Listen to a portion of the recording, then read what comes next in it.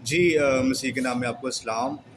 मुझे अक्सर लोग पूछते हैं कि भाई आप तो एथियस्ट थे, आप तो मुल्हिद थे, आप तो खुदा को या फ़रिश्तों को या किसी भी सुपर नेचुरल पावर को मानते नहीं थे, मौज़ात को आप मानते नहीं थे, लेकिन आज आप इन्हीं चीज़ों का प्रचार कर रहे हैं। सो व्हाट आपके साथ हुआ क्या? What happened with you? क्या आप बिल्कुल आई मीन चेंज हो गए, बिल्कुल बिल्कुल ही बदल गए? सो अचानक। तो मैं उनको ये कहना चाहता हूँ कि अचानक कुछ भी नहीं होता, ठीक है?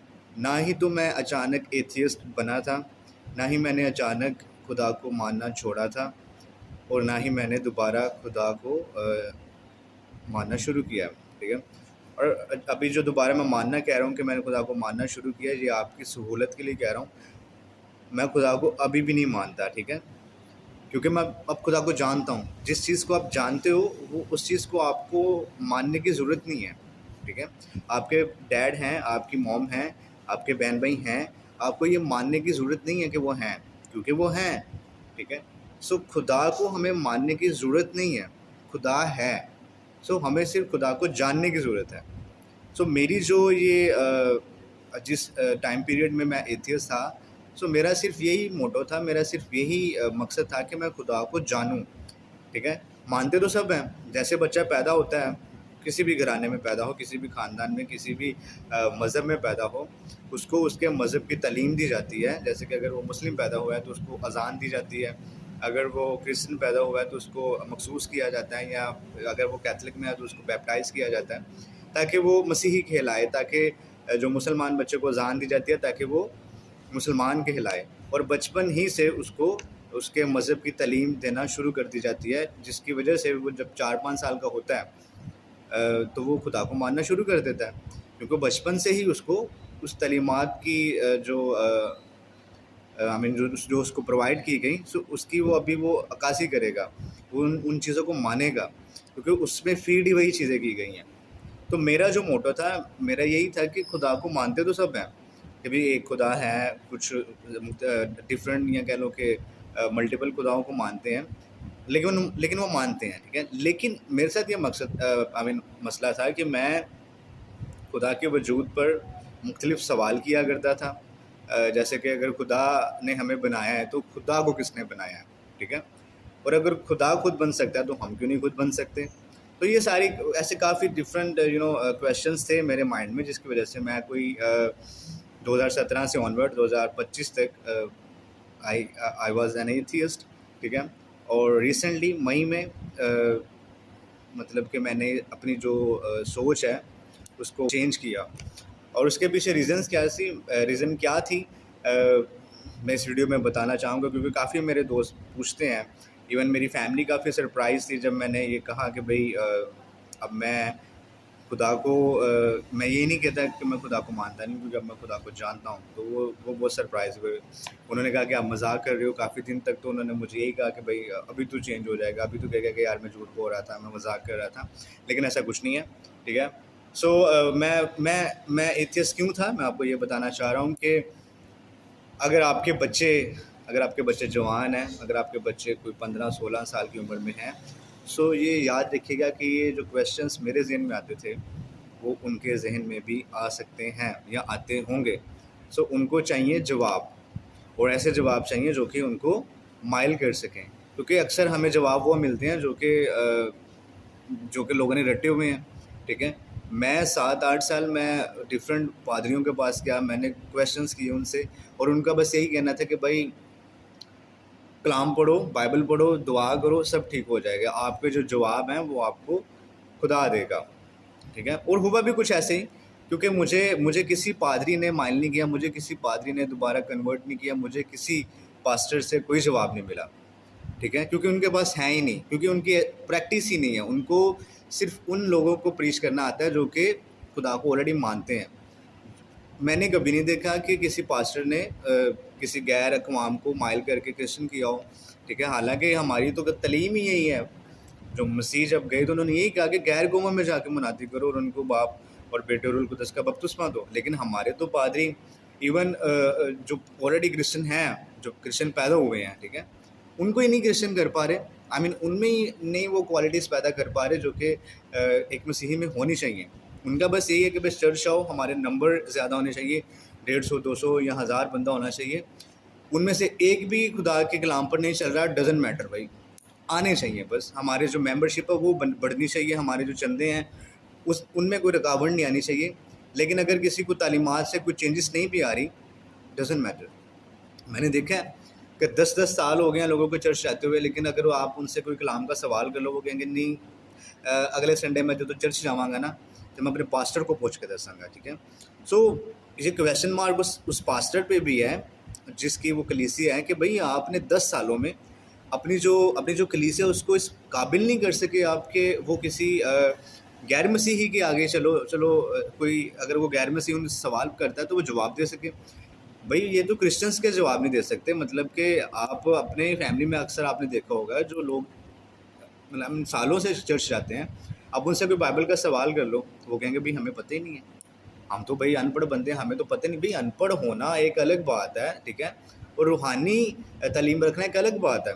खुदावन यसुल मसीह के जितने भी रसूल थे उनमें से mostly they were uneducated, illiterate, वो अनपढ़ थे, लेकिन क्या उनका ओहदा खुदावन यसुल मसीह ने उनको बड़ा ओहदा नहीं दिया?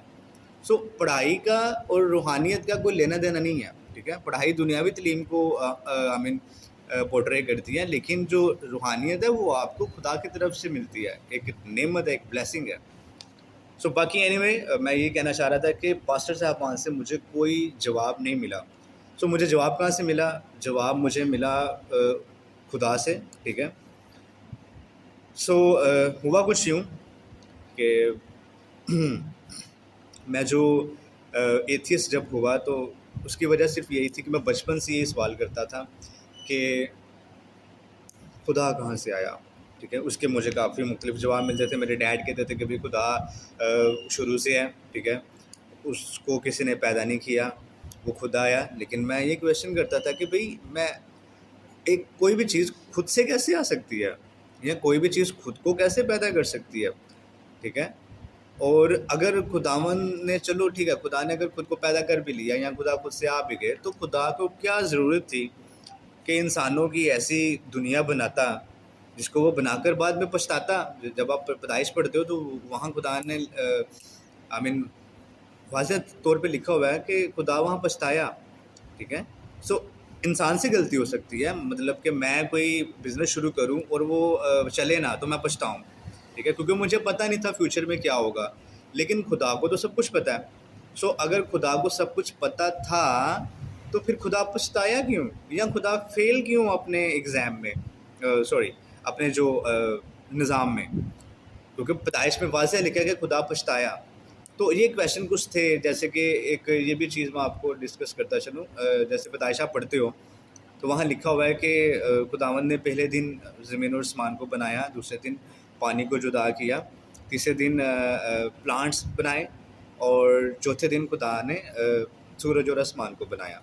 और ये आई मीन लिखा हुआ है स्टेप बाय स्टेप के, दिन हुई, रात हुई, सो पहला दिन हुआ, सुबह हुई, शाम हुई, सो दूसरा दिन हुआ, ऐसे, ठीक है। सो बार बार लिखा जाता है कि सुबह हुई, शाम हुई, पहला दिन हुआ, दूसरा दिन हुआ, तीसरा दिन हुआ, चौथा दिन हुआ, और चौथे दिन जाके खुदा ने चाँद और सूरज बनाए। सो क्वेश्चन ये भी आता है कि भाई पहले जो 4 दिन हुए हैं वो सूरज और चाँद के बगैर कैसे हो गए, ठीक है। सो ये क्वेश्चन मेरे ज़हन में आते थे, और ये भी कि अगर सूरज चौथे दिन बन रहा है तो प्लांट्स या दरख्त वगैरह जो पौधे हैं वो तीसरे दिन कैसे आ सकते हैं? बिकॉज़ फोटोसिंथेसिस के बगैर, अगर आपने फोटोसिंथेसिस स्कूल में पढ़ी हो, अगर आप साइंस के स्टूडेंट से ना भी थे तो फोटोसिंथेसिस तो बच्चों को पढ़ाई जाती है स्कूल में, साइंस की बुक में। सो फोटोसिंथेसिस का तो यही है ना कि किसी भी प्लांट को, दरख्त को ग्रो करने के लिए सनशाइन चाहिए और पानी चाहिए और हवा चाहिए। तो सनशाइन तो थी नहीं, सन तो चौथे दिन आ रहा है, लेकिन जो प्लांट्स हैं, जो हरियाली है, वो तीसरे दिन ही खुदा प्लांट कर दिया खुदा ने। तो ऐसे कुछ सवालात थे, और बहुत से ऐसे, मतलब मैं there was a list of 100, more than 100 questions I had. मेरे पास 100 से ज़्यादा सवालात थे जो कि मैं मुख्तलिफ प्लेटफॉर्म्स पे करता था, पादरियों से करता था, या अपने जो मेरी नज़र में जो काबिल लोग हैं, पढ़े लिखे लोग हैं, उनसे करता था, उनकी राय लेता था, उनका मौक़िफ़ लेता था कि वो क्या कहते हैं। सो कोई मुझे माइल नहीं कर पाया, किसी का जवाब भी ऐसा नहीं था कि मैं कहता कि ठीक है भाई आज से मैं खुदा को मानूंगा, ठीक है। लेकिन इसकी शायद वजह ये थी, मुझे जो महसूस होती है कि खुदा चाहता था कि मैं खुदा को मानूँ नहीं, खुदा को जानूँ कि खुदा कैसा है, क्यों है और कहाँ है। ऐसा हुआ क्योंकि जो लोग सिर्फ़ खुदा को मानते हैं ना, यकीन करें कि वो खुदा को जानते नहीं हैं। और जो खुदा को जानते हैं उनको उनको ज़रूरत ही नहीं खुदा को मानने की, क्योंकि खुदा उनके साथ है, हमेशा साथ है, क्योंकि वो खुदा को जान गए हैं। सो मेरे साथ कुछ यूँ हुआ कि रिसेंटली इन मई 2025 में 10 मई 2025 हुआ कुछ यूँ कि मैं सोया हुआ था और मुझे ख्वाब आती है, ठीक है। ख्वाब में मैंने देखा कि एक शख्स है, बल्कि 2 शख्स हैं। उनमें से एक ऐसा है कि जो कि साइंटिस्ट है और वो लैब में जाता है और वहाँ नाचना शुरू कर देता है, ठीक है। और नाच कर लैब में जितनी भी जो उनकी पड़ी होती हैं, जैसे कि चीज़ें पड़ी होती हैं, मुझे एग्जैक्ट नाम नहीं उनके पता। तो जो साइंटिफिक लैब में जो भी चीज़ें पड़ी होती हैं, जैसे वो क्यूब्स पड़े होते हैं, जो बोटल्स पड़ी होती हैं, पता नहीं उनमें केमिकल्स पड़े होते हैं, पता नहीं क्या क्या, वो सब कुछ तोड़ देता है नाच कर ना। जाहिर सी बात है, कोई इंसान नाच रहा है तो वो उसके हाथ भी हिलेंगे, पाँव भी हिलेंगे, तो वो जो चीज़ें हैं वो टूट जाती हैं, ठीक है। और फिर यही बंदा चर्च में जाकर क्या करता है कि चर्च में जाकर जैसे कि सबकी आंखें बंद हैं, तो ये बंदा क्या करता है कि आंखें खोल कर लोगों को देख रहा होता है और चीज़ों पर शक कर रहा होता है, ठीक है। इन शॉर्ट में आपको बताना चाह रहा हूँ कि ये क्या कर रहे हैं, क्यों कर रहे हैं, और what's going on like that, ठीक है। और दूसरा बंदा होता है कि जो कि चर्च में बैठता है और आंखें बंद करके प्रे करता है और बिल्कुल शाइस्तगी से कलाम को पढ़ता है, कलाम को सुनता है और उसको रिसीव करता है, ब्लेसिंग रिसीव करता है। और फिर यही बंदा, दूसरा बंदा, जो लैब जाता है और वहाँ आराम से बैठकर अपना जो काम करता है, जो भी उसका काम होता है, और कोई चीज़ नहीं टूटती क्योंकि वो नाच नहीं रहा, ठीक है। सो इस पे खुदा ने मुझे ये चीज़ दिखाई, ठीक है। और मैं इसको समझ नहीं पाया कि भी क्योंकि ख्वाबों को अक्सर हम समझ नहीं पाते, ख्वाबों में अजीब काम हो रहे होते हैं, ठीक है। तो इसको मैं समझ नहीं पाया और मैंने इसको लाइट लिया कि यार होता है ऐसे, ठीक है, इसको इतना सीरियस लेने की ज़रूरत क्या है। लेकिन फिर नेक्स्ट डे मुझे खुदा ने ये कहा कि जो आपको मैंने कल चीज़ दिखाई थी, उसका आपने मुझे कुछ पूछा नहीं, कोई क्वेश्चन नहीं किया कि भाई खुदावंदा ये क्या था या क्यों था, ठीक है। और ख्वाब में ही मैं खुदा से पूछता हूँ कि भाई मुझे ज़रूरत ही नहीं पड़ी, मैं आपसे क्यों पूछूं, क्योंकि ख्वाबें तो होती ही ऐसी हैं ना कि मैं घर से निकला हूँ और मैंने कपड़े कुछ पहने हुए हैं, लेकिन जब मैं कहीं गया तो वहाँ मेरे कपड़े चेंज हैं, और मैं जिससे मिलने गया हूँ वो 2 मिनट बाद चेंज हो जाता है, ठीक है। पहले मेरा दोस्त था, फिर मेरा मामू बन जाता है। और मैं बाइक पे आ रहा था, जब मैं बाइक से उतरा तो मुझे पता लगा मैं कार में अब वापस आऊँगा। तो दैट मैं ये कहना चाह रहा हूँ कि ख्वाबों में ऐसा होता है, चीज़ें पहले कुछ होती हैं, बाद में कुछ हो जाती हैं। मुझे यही था कि एक नॉर्मल ख्वाब है, लेकिन खुदा ने मुझे कहा कि ये एक ख्वाब नहीं थी, ये तेरी सिचुएशन है। मुझे टारगेट करके खुदा ने कहा कि ये तेरी सिचुएशन है, तू बिल्कुल ऐसा है, पहले बंदे जैसा, जो कि चर्च में जाकर शक करता है और लैब में जाकर डांस करता है, ठीक है। होना क्या चाहिए कि आपको लैब में जाकर शक करना चाहिए चीज़ों पर, कभी ये चीज़ ऐसे क्यों नहीं है, इसको ऐसे होना चाहिए, ठीक है। और अगर ऐसे हो जाए तो इससे ज़्यादा बेहतर है, ठीक है। साइंस इसी को कहते हैं ना, science is the name of evolution, कि भाई एक चीज़ आज ये है तो कल ये होगी, क्योंकि बेहतर से बेहतरीन की तरफ उनको मूव करना है। तो जब तक वो बेहतर पे शक नहीं करेंगे तो वो बेहतरीन की तरफ जा नहीं सकते, ठीक है।